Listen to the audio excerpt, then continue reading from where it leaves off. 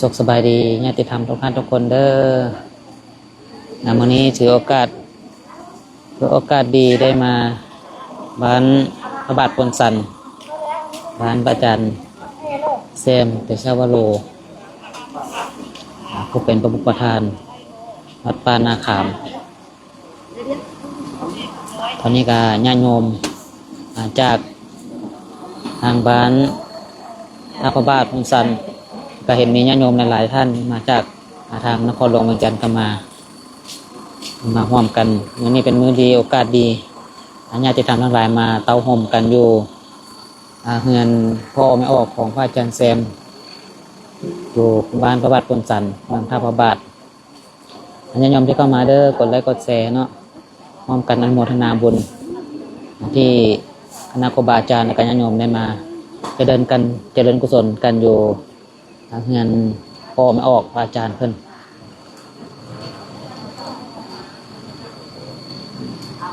ตอนนี้ก็ญาติโยมกำลังให้การต้อนรับครูบาอาจารย์เข้าสู่เงินเข้าสู่ตระกูลในการรอท่าล้างเตรียมครูบาอาจารย์ที่เพิ่นเข้ามาสู่ตระกูลครูบาอาจารย์ก็มาแต่วัดป่านาคามทางพระทางจั่วรวมๆกันประมาณ50กว่าชีวิต60ประมาณนี้พุ่นละ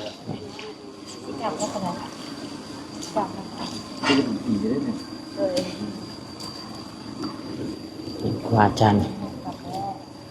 มีแต่พระนมเน้นน้อยเมื่อนี้ก็มีรถเมล์คันหนึ่งมาส่ง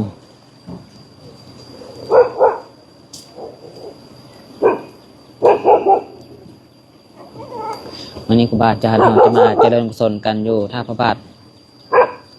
อยู่บ้านพนสันบ้านพนสันญาติธรรมที่อยู่ไกลก็สะดวกก็มาเจริญกุศลนำได้เด้อหลังจากที่ครูบาอาจารย์เข้าสู่ตระกูลแล้วก็จะได้มีการฟังเทศน์สนทนาธรรมตามเป็นสมควรญาติธรรมที่ทางเวียงจันทร์มันก็มาเตรียมข้าวปลาอาหารมาท่า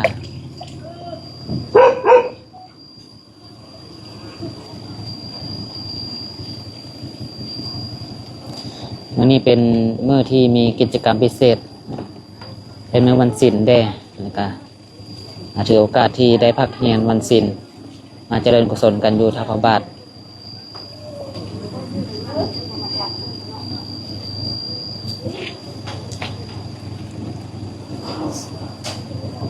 ในบุญแม่กุศลให้ญาติโยมทุกท่านทุกคนเด้อที่เข้ามาติดตาม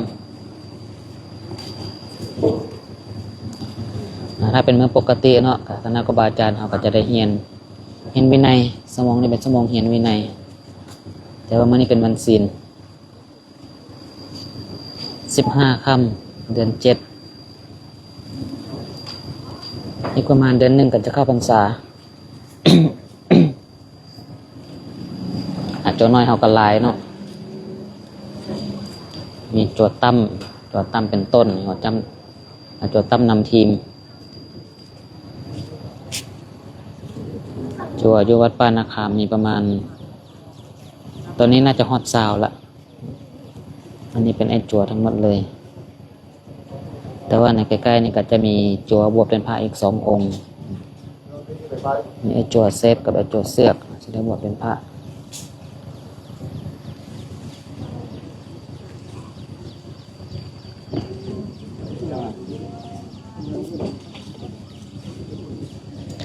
พัฒนาบุญน้ำให้น้อมเด้อมาร่วมกันแสดงความน้อมต่อคณะครูบาอาจารย์เจริญกุศลอันจะเป็นเหตุให้เกิดในตระกูลสูง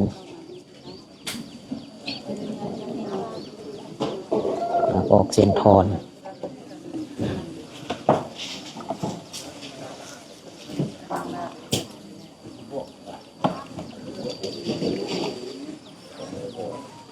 ก็บ่ได้มา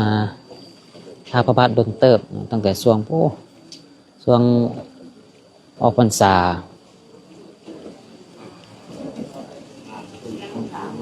บ่ได้มาพบคณะกันแบบนี้ก็ดนเติบช่วงออกพรรษาเทือกก้อนก็มาเบิ่งบั้งไฟพญานาค ก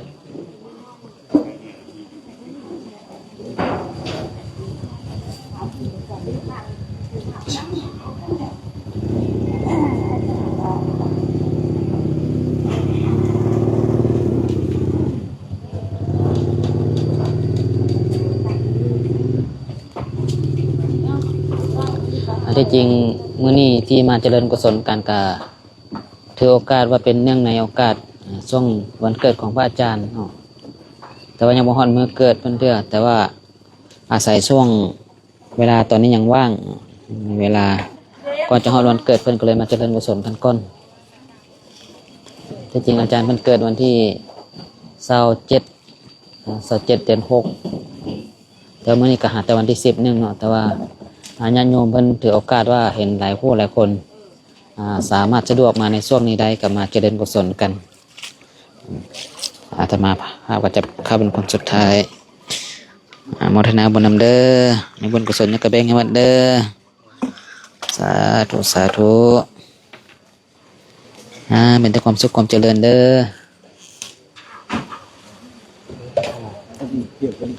สาธุสาธุ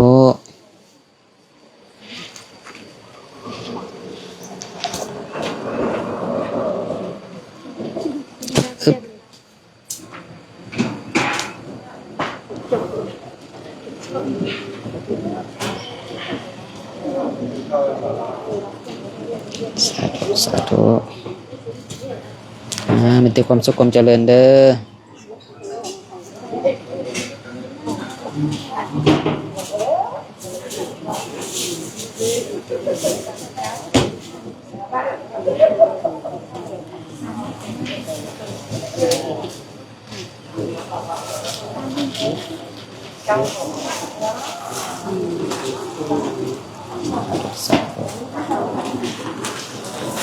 หลังจากที่ครูบาอาจารย์เข้ามาสู่ตระกูลแล้วก็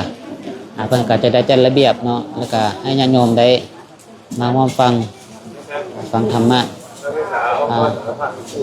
ครูบาอาจารย์เฮา50กว่าองค์เนาะแล้วแม่นอยู่ทางในเฮือนเบิดเพราะบ่มีพื้นที่อยู่ทางนอกเนาะก็ให้ทางนอกให้ญาติโยมได้นั่งฟังธรรมะส่วนทางในก็ให้ครูบาอาจารย์เฮา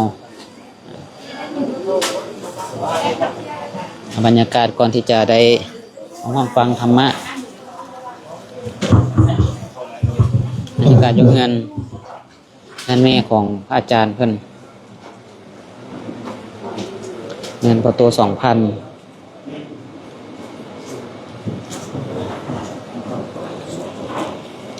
อันนี้บรรยากาศอยู่ในเฮือนครูบาอาจารย์เฮา50กว่าองค์ทางผ้าทางตัวครูบาอาจารย์วัดป่านาคามมาแต่ละเทื่อก็และเต็มเฮือนอยู่วัดก็เต็มวัดทั้งสองฝากถึงจะอยู่หลายแบบนี้กับครูบาอาจารย์เขาก็หาสุขกันดูนำกันได้มีแต่พระนมเน้นน้อยทั้งนั้นกับฝากงานโยมเด้ออีกจังน้อยเนาะมาห้องฟัง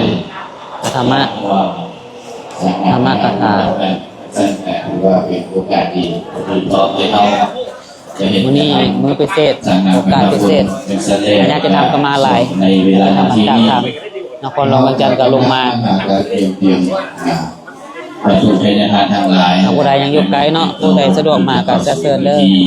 เจริญพรมาฮอดได้ขอเชิญเด้อญาติธรรมทั้งหลายผู้ใดยังบ่ทันได้มาฮอดมาถึงแล้วก็ดีเนาะทางก็เตรียมสถานที่พักที่เช่าเพราะว่าอีกบ่โดนบ่นานให้เฮาจะได้เข้าสู่ทางพิธีพุทธศาสนาสั่งจริงขอเสียงนี้ว่ากับญาติธรรมทั้งหลายผู้ใดสิออกเส้นๆเนาะรวมทางงานก็เส้นได้เนาะเอาผ้าเส้นเด้อญาติธรรมทั้งหลายเนาะเป็นยังไงเสียงเอาได้เลยทีเนาะก็คือสิได้เอาไว้จำนี้เนาะอาจจะมาเป็นไรเตรียมห้องเตรียมอย่างเพื่อที่จะไล่สดต่อไปกับฝากญาติโยมเด้อก็มาติดตามจะได้ประสบนำกันส่วนนี้ก็สิหยุดไว้ซะนี้ก่อนใส่เนื้อเสร็จตัวไว้ถึงสันกา